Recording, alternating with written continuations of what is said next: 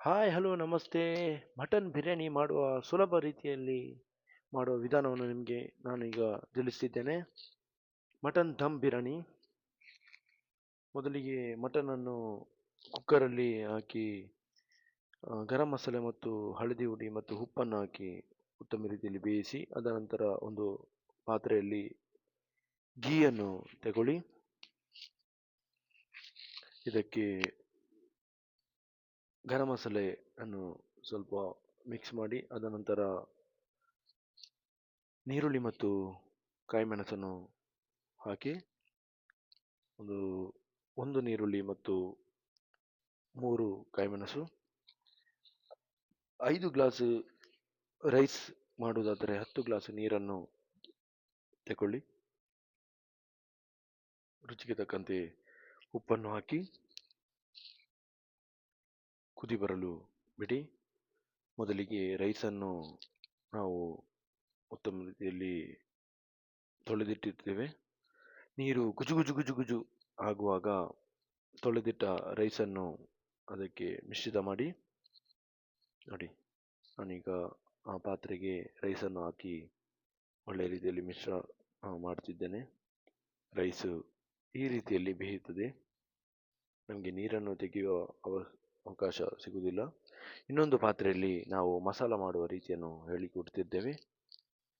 ಮೊದಲಿಗೆ ಘೀಯನ್ನು ಹಾಕಿ ಒಂದು ಪಾತ್ರೆಗೆ, ಅದೇ ರೀತಿ ಗರಂ ಮಸಾಲೆಯನ್ನು ಸ್ವಲ್ಪ ಹಾಕಿ, ಎಲೆ, ಗ್ರಾಂಬು,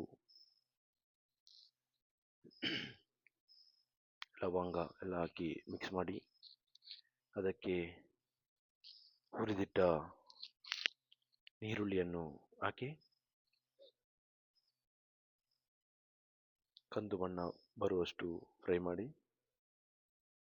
ರುಚಿಗೆ ತಕ್ಕಂತೆ ಉಪ್ಪು ಮೊದಲಿಗೆ ಹಾಕಿ, ಯಾಕಂದರೆ ಮೊದಲಿಗೆ ಉಪ್ಪು ಹಾಕಿದರೆ ಮಸಾಲ ರುಚಿಯಾಗ್ತದೆ. ಅದ ನಂತರ ಟೊಮೆಟೊ ಮತ್ತು ಕಾಯಿಮೆಣಸನ್ನು ಮಿಶ್ರಿತ ಮಾಡಿ ಹಾಕಿ, ರುಚಿಗೆ ತಕ್ಕಂತೆ ಜಿಂಜರ್ ಗಾರ್ಲಿಕ್ ಪೇಸ್ಟನ್ನು ಹಾಕ್ತಿದ್ದೇನೆ. ನಾನೊಂದು 3 ಸ್ಪೂನ್ ಹಾಕ್ತಿದ್ದೇನೆ.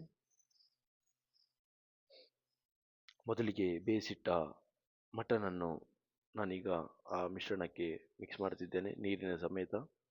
ಯಾಕಂದರೆ ನೀರಲ್ಲಿ ಒಳ್ಳೆ ಮಟನ್ನಿನ ಸತ್ವ ಇದೆ.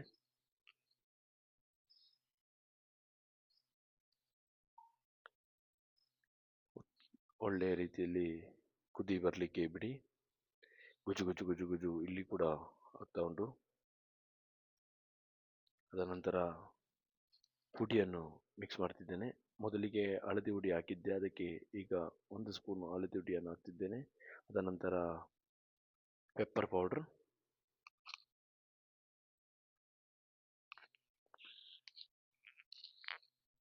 2 ಸ್ಪೂನ್ ಪೆಪ್ಪರ್ ಪೌಡ್ರು. ಅದ ನಂತರ ಮೆಣಸು ನುಡಿ, ರುಚಿಗೆ ತಕ್ಕಂತೆ 2 ಸ್ಪೂನು ಮೆಣಸು ನುಡಿಯನ್ನು ಹಾಕ್ತಿದ್ದೇನೆ.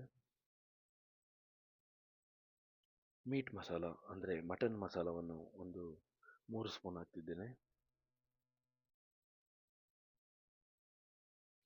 ರುಚಿಗೆ ತಕ್ಕಂತೆ ಗರಂ ಮಸಾಲವನ್ನು ಕೂಡ ನಾನು ಹಾಕ್ತಿದ್ದೇನೆ. ಅದ ನಂತರ ಕೊರಿಯಾಂಡರ್ ಪೌಡರ್, ಕೊತ್ತಂಬರಿ ಹುಡಿ. ನೋಡಿ, ಈ ಎಲ್ಲ ಹುಡಿಯನ್ನು ಹಾಕಿ ಉತ್ತಮ ರೀತಿಯಲ್ಲಿ ಮಿಶ್ರಣ ಮಾಡ್ತಿದ್ದೇನೆ.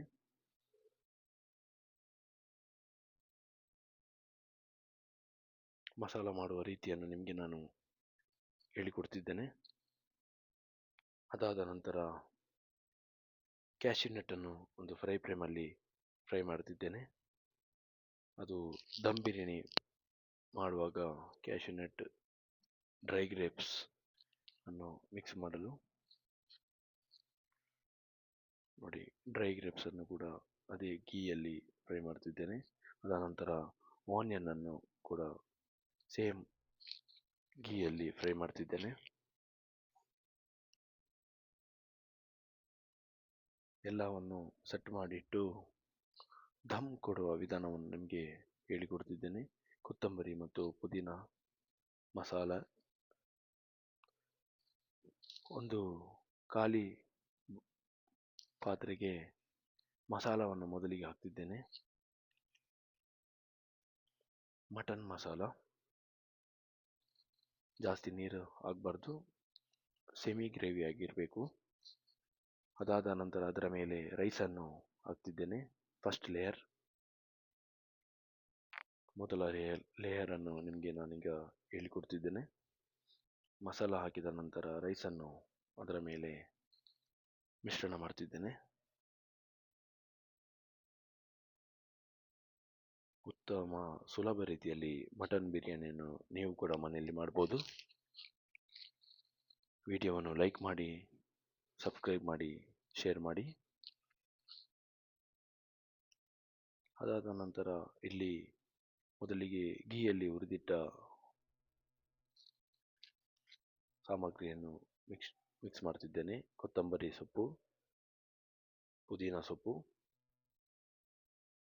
ಅದೇ ರೀತಿ ಕ್ಯಾಶ್ಯೂ ಮತ್ತು ಗ್ರೇಪ್ಸ್ ಮತ್ತು ಆನಿಯನ್.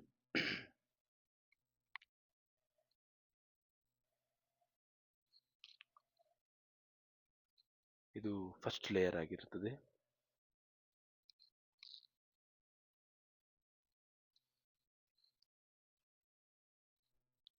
ಇದರ ಮೇಲೆ ಮತ್ತೊಮ್ಮೆ ನಾವು ಮಸಾಲವನ್ನು ಮಿಕ್ಸ್ ಮಾಡ್ತೇವೆ.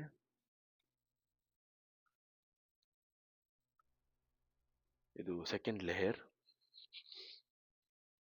ನೋಡಿ, ಮಟನ್ ಮಸಾಲವನ್ನು ಎರಡನೇ ಬಾರಿಗೆ ನಾವು ಮಿಕ್ಸ್ ಮಾಡ್ತಿದ್ದೇವೆ. ಮಸಾಲ ಹಾಕಿದ ನಂತರ ರೈಸನ್ನು ಕೂಡ ಅದೇ ರೀತಿ ಅದರ ಮೇಲೆ ನಾವು ಹಾಕ್ತಿದ್ದೇವೆ. ಇದು ಕೊನೆಯ ಲೇಯರ್ ಆಗಿರ್ತದೆ.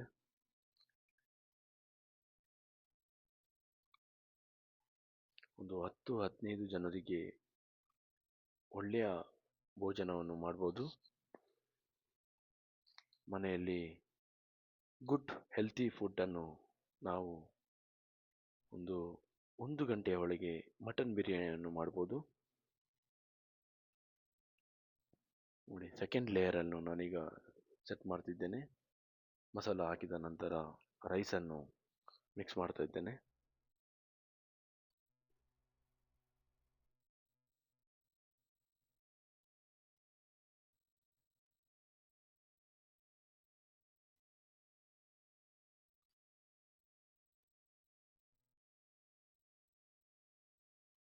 ರೈಸನ್ನು ಹಾಕಿದ ನಂತರ ಫೈನಲ್ ಸ್ಟೇಜ್ ಆಗಿ ನಾವು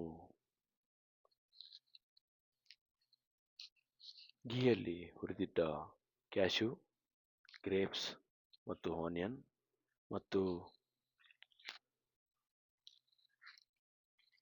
ಕಟ್ ಮಾಡಿಟ್ಟಿದ್ದ ಕೊರಿಯಾಂಡರ್ ಮತ್ತು ಪುದೀನ ಎಲೆಯನ್ನು ನಾವು ಇದಕ್ಕೆ ಫೈನಲ್ ಲೇಯರ್ ಆಗಿ ಕೊಡ್ತಿದ್ದೇವೆ. ನೋಡಿ, ಈ ರೀತಿಯಾಗಿ ನೋಡಲು ಚಂದ, ತಿನ್ನಲು ಚಂದ ಮಟನ್ ಬಿರಿಯಾನಿ. ಕೇವಲ 1 ಗಂಟೆಯಲ್ಲಿ ತಯಾರಿಸಿದ ಮಟನ್ ಬಿರಿಯಾನಿ.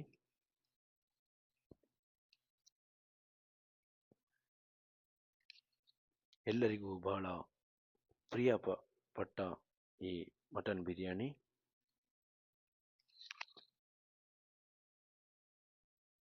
ಒಂದು ಪ್ಲೇಟಲ್ಲಿ ಸರ್ವ್ ಮಾಡಿಕೊಡಿ ಮೊಟ್ಟೆಯ ಜೊತೆಗೆ ಮಟನ್ ಬಿರಿಯಾನಿ.